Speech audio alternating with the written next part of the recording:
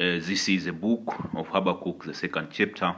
I will start at verse 2. It reads, And the Lord answered me and said, Write the vision and make it plain upon tables, that he may learn that readest. For the vision is yet for an appointed time, but at the end it shall speak, and will lie. Though it tarry, wait for it, because it will surely come, it will not tarry. All praise, honor, and glory to Yahweh, Bahashem, Yahushai, Bahashem, Laka, Kadash, and honor to the elder and the apostles of the Timison who do well. A peace, blessing, and salutation to Yuaki who are pushing this truth to the four winds of the heaven, be on the forefront of this spiritual war, and to make sure Jerusalem is established as a praise here on earth again, as in the days of old. So, welcome back to the algorithm of audio scene, which, amen, everything we see, the Wagner men, the Ukrainian war, the geoeconomy and the geopolitics are both tied into the war in Ukraine, and I will explain that. First and foremost, let's listen to this very interesting news in which it seems like the war in Ukraine wanna expand, man. You see, it wanna expand. You see, if it won't, then this will fall into the categories of rumors of war. So let's listen. Poland to the Baltics. Now, new reports have emerged, new statements from Russia. They say Putin will target NATO's soft underbelly, the so-called Achilles heel. And where exactly is that? Let me pull up the map for you. You can see Russia, Belarus, Poland, and the Baltic states. Now focus on this land between Poland and Lithuania. It's called Kaliningrad. This is Russian territory, Kaliningrad. Moscow took this land from Nazi Germany during the Second World War, and since then, it's been theirs. Now, Kaliningrad is surrounded by two NATO states, Poland and Lithuania. But there is a land bridge to Russia's ally, Belarus. This land bridge has a name, the SUWALKI Gap, or the SUWALKI Corridor. It's around 100 kilometers long. It's sparsely populated, but it's NATO territory. The SUWALKI Gap is shared by Poland and Lithuania. It's been called many things. The most dangerous place on earth, NATO's soft underbelly, and NATO's Achilles heel. But why would Putin attack? Hey man, the SUWALKI Corridor, or nicknamed NATO choking point, you can cut Eastern Europe into half and separate Eastern Europe from Western Europe by first you occupying the corridor, then you move to establish dominance in the Baltic Sea. You see, that's like an Achilles heel, man, for NATO. See, you inflict a strategic blow to NATO, man, before it even starts. Before even the war starts, man, NATO will be halfway defeated, man, so to speak. I see. That's where Germany also got defeated by the Russians, man, in Kaliningrad and Kaliningrad and Leningrad. Those are two different regions, man. And what you need to understand about the war in Ukraine. The war in Ukraine is not really about Russia defeating Ukraine or Russia defeating, because Ukraine is just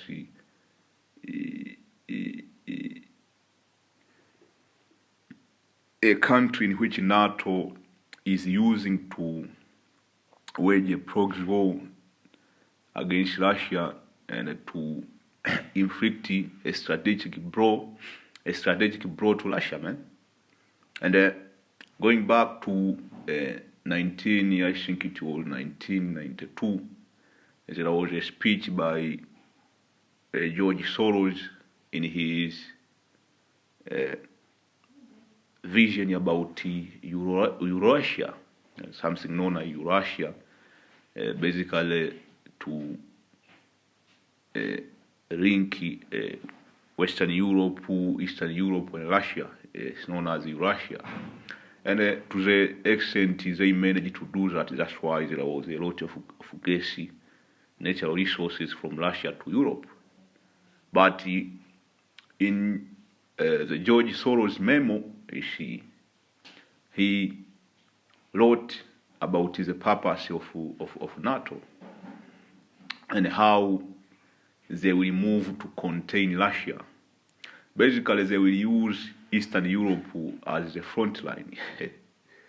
You see, and in that memo, George Soros, he basically wrote what is going on right now. You see, NATO is using Eastern Europe. They have started with Ukraine, then Poland, Lithuania,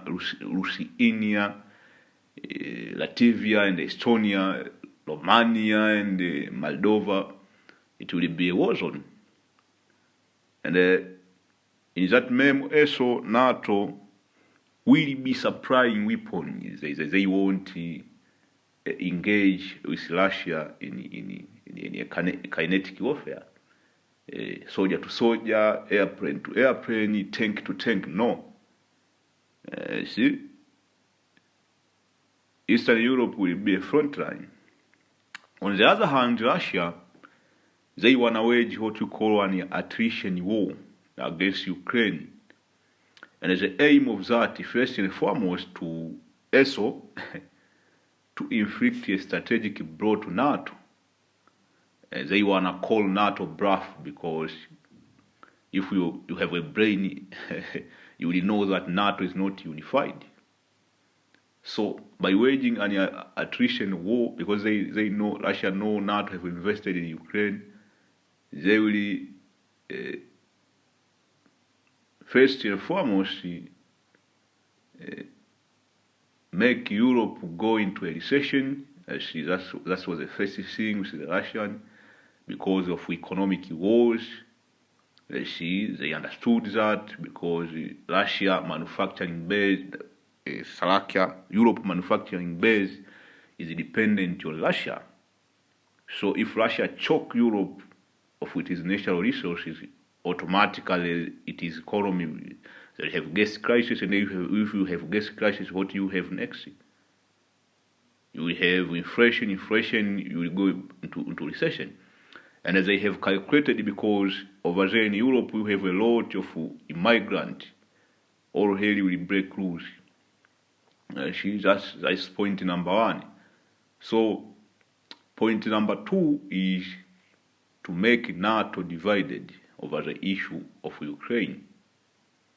So the war in Ukraine was a geopolitics. It was politics. It was not so much a tit for tat thing.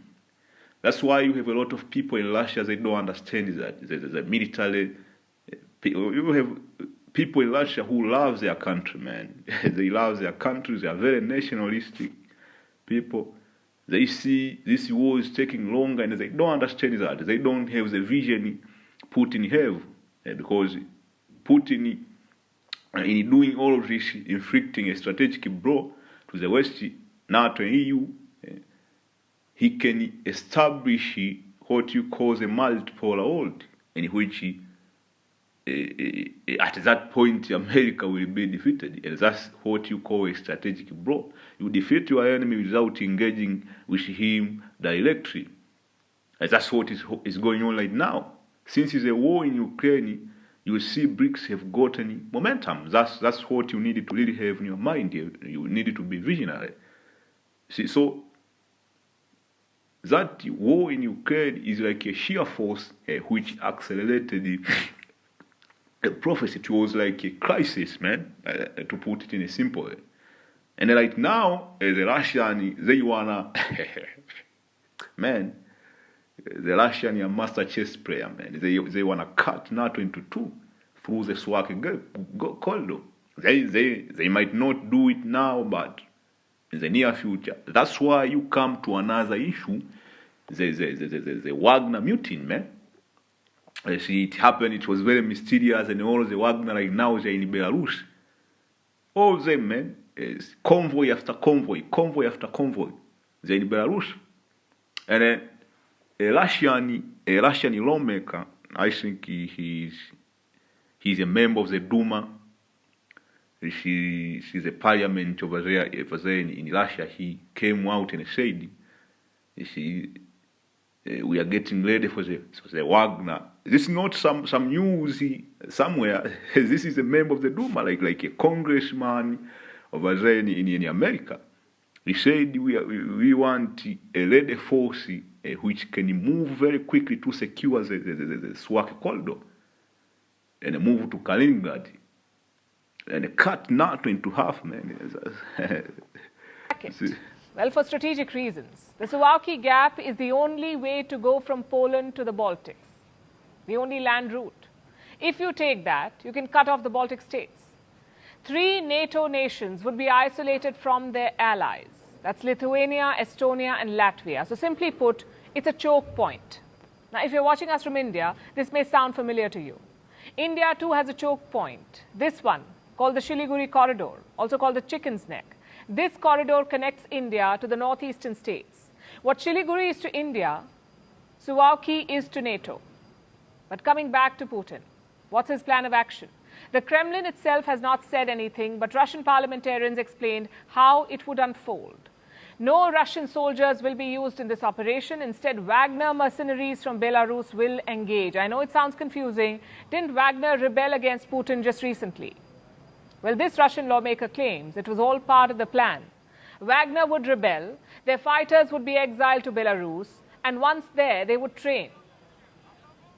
Satellite images show new military camps have popped up in the country in Belarus. Hundreds of Wagner fighters have started moving in. Reports say they could take the SUWALKI gap in hours. The question is, will Putin give the order? SUWALKI is still NATO territory. An attack on this area would trigger Article 5 of NATO. What is Article 5? It says an attack on one member is an attack on all NATO members, meaning... That's just some word, man. America going to, will America risk to go to war to rescue Lithuania, a country known as, I think even you brothers American don't know where is Lithuania or Estonia, and the risky, I don't know, Russia have some bad as missile, man, like the Saturn 1, Saturn 2. Only 4 of those missiles they can wipe America off the map, man. The Russian, no, America ain't gonna do nothing, man. Article 5, that's why in the NATO summit in Vilnius, Ukraine wanted to be part of NATO. And you have American lawmaker, the Council of Foreign Relations, they came out and they told Biden, look, man, Article 5, it will be nullified here, man. Nobody will go to defend Ukraine, man. So the Russian is Article 5. If you accept Ukraine into NATO, Article 5 will be put to testing. See, because NATO will need to put boot in the ground in Ukraine because it is a member of NATO right now. That's why they said no. And as I was telling you, I went into the meme of George Soros about the plans of NATO to contain Russia. They will actually use Eastern Europe as a front line. And a front line is when we are fighting a war, there is always a front line. What do? You supply them with food and weapons. They continue fighting. That's what a front line is. And you remain in your office, man, receiving feedback. What the war is going on. That's what Eastern Europe is.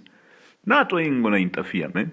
I'm not saying a war is coming right now, but that's something to watch there, man. Is wars and rumors of war out of here, man. I see. So this is Matthew 24 and 4 saying, how shall I answer and said unto them, take heed that no man deceive you, for many shall come in my name, say, I am Yahushua, and shall deceive many, and shall hear of wars and rumors of war. See that ye be not troubled, for all these things must come to pass, but the end is not yet. So that is a rumor of war. It can actually turn into war. You see, for nation shall rise against nation, the kingdom against kingdom. In order for you to rise against another kingdom, you need to send troop, man. Not just the words. You see, not just the word. Yeah, man, I'm gonna beat you, man. I am in my living room, and my neighbor is on his living room. We're exchanging words. I'm gonna beat you. Is that rising against my neighbor? No. If I go out with a machete, man, that's where people say, hey, man, he have risen against his neighbor, man. He going to. So you need to send some. If you want to rise against another kingdom, you need to send some troops. That's what is happening here, man. For nation shall rise against nation, and the kingdom against kingdom, and there shall be famine, and the pestilences. That's plural, and the pestilences. And the earthquakes, don't get me started with earthquakes, man. In diverse places, all this are the beginning of sorrows. So, Matthew 24, read Matthew 24 for yourself. It is a methodological breakdown of what it will happen. They are not random events. It is a methodological. You see? Methodological. So, one event after another. For which this I say shalom. I hope you brothers are edified. On to the next.